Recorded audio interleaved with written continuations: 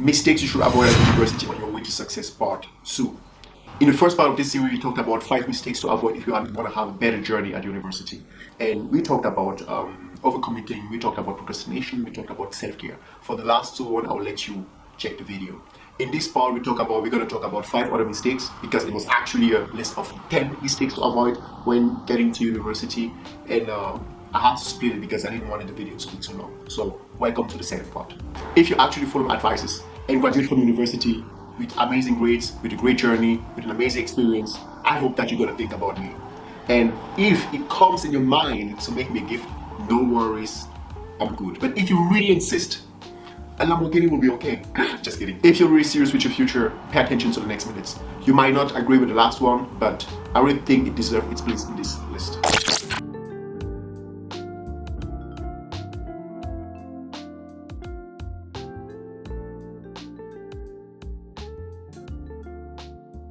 Welcome to Dr. K. Here we inspire the workforce of today and tomorrow. Let's get into it. This next one is actually a hard one for me because it kind of defined my personality. And this is comparing yourself to others. Growing up, I was always compared to others in a certain way. It doesn't matter if from my brothers and sisters or from my parents, so much that it became second nature for me. So growing up, it was actually normal for me to compare myself to others because it was important to me to know where I stand comparing to the group. Like, according to the normal distribution of a group, where do I stand? Am I more at the top? Am I more at the middle? Or am I more at the bottom? And since I'm kind of like a competitive person, every single time I feel like I'm at the bottom, I will try to work my way up. Which is actually not really a bad thing, but it can really become toxic at certain times. Before med school, I'm not sure I really experienced failure before. I usually tend to be either in the middle or at the top in a certain way. And yeah, needless to say, med school showed me Pepe. And exactly this mindset got me so frustrated and sometimes so angry at the beginning of my studies, because I knew that I was at the bottom of the hierarchy. I knew that I was at the bottom of the distribution. And you might ask yourself, how do I know?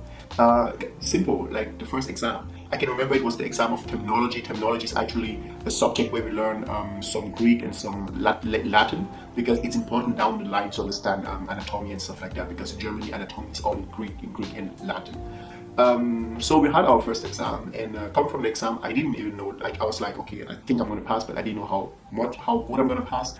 When the results came out, I had 87%, and I was like, damn, I'm so good, I'm going to crush it. I'm going to show these guys who I am. I'm going to show them who is calm.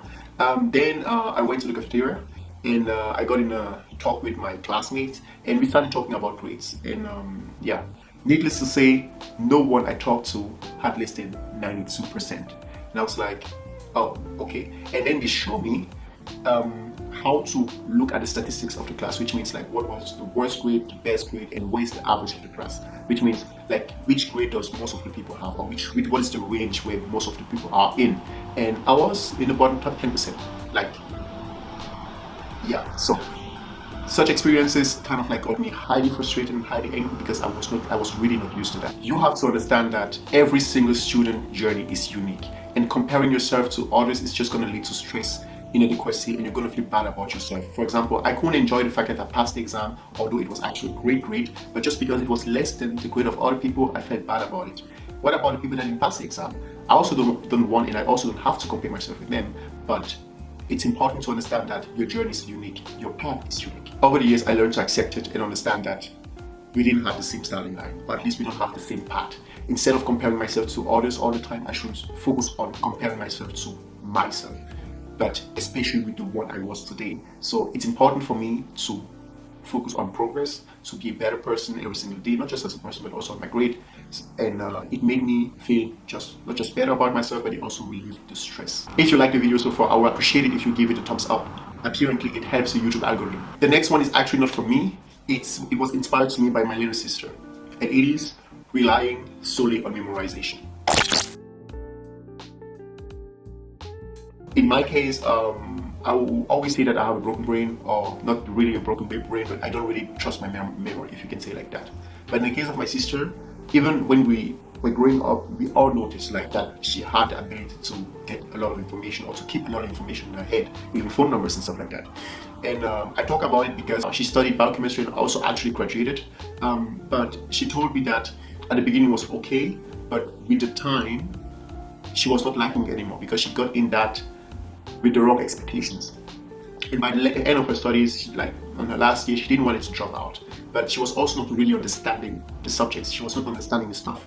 And since she really wanted to pass that, at one point she just gave up on understanding the stuff and she started just memorizing everything to pass the exam. Her goal was just to pass the exam no matter what. And she started trusting her brain to do that. Of course, she could do it. I don't think I would have been able to do that. And she did it. But the consequence of it is that when she was done, she started resenting biochemistry because although she had her degree, she was not feeling like a biochemist. No worries for my sister, she's doing it for her own now. But what I want you to understand is that higher education requires understanding, critical thinking, but also to be able to practice what we have learned. And if you don't also do that, you're going to end up resenting what you've studied or regretting what you've studied. And in the best case scenario or in the worst case scenario, you're going to feel like the imposter syndrome is going to be even greater in your case because you're not going to feel like you deserve your graduation. This next one helped me develop trust issues, and it's actually underestimating the workload. Let's say that at university, half of the exams I failed was because I underestimated what was required for me to pass the exam, but half of it was also because of laziness. I don't want you to think that every single exam I didn't pass was because I underestimated it, but some exams it was actually because I was lazy. Like I didn't do what was required from me, so it didn't work. The reason why I say that it got me develop trust issues is because the years above us were always, I don't know if they were doing it on purpose, but they were always telling us that next year is going to be better, next year is going to be easier, no worries, this is like the hard time. And the first year they told us that the first year is actually the worst year because you have to learn how to study, you have to kind of like adapt and stuff like that. The second year will be better. The second year was not better, the second year was even worse in my opinion because I had like the physical, like the state exam, and then they were like no worries after the first state exam, but everything's going to be chill. Like it's going to get better, it's going to be easier. It didn't really get easier, but it was differently difficult, let's say like that. So, and I kept the hope that maybe in the third year or maybe in the fourth year it's going to get better, and never get better. And the thing is that every single time, like at the beginning, I would really believe it when someone would tell me, no worries, this exam is actually easy, I had 100% or something like that. Don't forget that you don't have the same background of other people. You don't have the same interest, which means the fact that he had 100 in mathematics and that he finds it easy doesn't mean that you are going to have the same grades which what you have, because sometimes people tend to understand some subjects better than others, and maybe the person just understands that subject better and easier than other people. So don't trust that. Just focus and learn your stuff correctly. Always go into an exam thinking that it's going to be hella difficult and let yourself surprised by the fact that it's easy. I think by the end I used that and it went well. This next one is actually what most of the students are going to focus on, but they're going to forget some aspects of it. And I'm going to talk here about the lack of organization.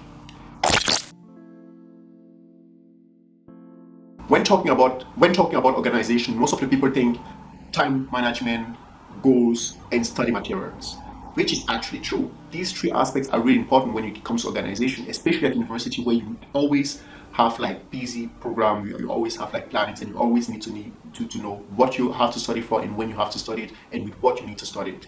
But there's another aspect that people don't really think about it. It's actually your environment. What do I mean by that?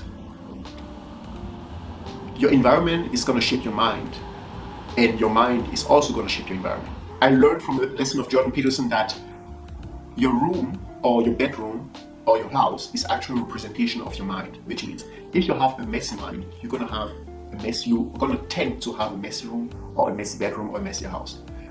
But the good thing about that is that they can influence each other, which means if you have a clean house, a clean bedroom, or a clean place to stay, it might lead you to have a better space, to have a better mind, or at least it might help you organize your thought. And it also makes me think about that movie. It's a movie of like 2011, like it's called Limitless. And somewhere at the beginning of the movie, he takes a pill that makes him super intelligent, and he's actually a writer, an editor. He's actually a writer. And the first thing he does when he takes the piano was cleaning his room. And when I think environment, I just don't think about your home or the place you're living, but I also think about the people that you have around you. There's a saying that goes, you're the average of the 5 closest people to you, and that's actually right. If you want to be an organized person, if you want to study every single day, if you want to have a structure in your life, and if you want to go for your goal, it's going to be hard to do it when you're surrounded with people that have different objectives. When I say environment, I don't just think about your room and the place you live, but also the people you surround yourself with. There's a saying that goes, you are the average of the 5 people that are the closest to you. And in my case, for example, I was wanting to focus on my exam, and in that case, even for someone else, it will be hard for him to have people around him that drink or smoke every single day and that just want to party. It doesn't match, or it's not compatible with my goals and with the way I want to go. And in your case, also think about that. Who are the closest people around you, and do they make it easy for you to get forward and to get closer to your goals? Yes or no? And if no, then think about which place you want to give them in your life. And the same way, if you are close with people that take their goals seriously, that take school seriously, they're gonna in somehow motivate you to go the same path, and it's gonna be easier for you to actually come forward. I don't want to say that environment is the most important. I just want to say that it most of the time gets forgotten. And of course, time management is really important. How you study and what you study with is also really important. And being efficient while studying is really important. So I wish you best of luck. The last one is actually one I don't feel that guilty of, but I've seen many people triple over it. And it is perfectionism, like the will to have everything perfect. This one was actually inspired to me by a friend of mine that spent a lot of years writing her doctorate thesis. And I actually felt like I want to assist her, because by that time I was already done with mine, and I was like, she has been such a good friend for me all these years. I want to help her. At least I want to assist her in her doctorate. And getting into that, I thought that she was actually stuck.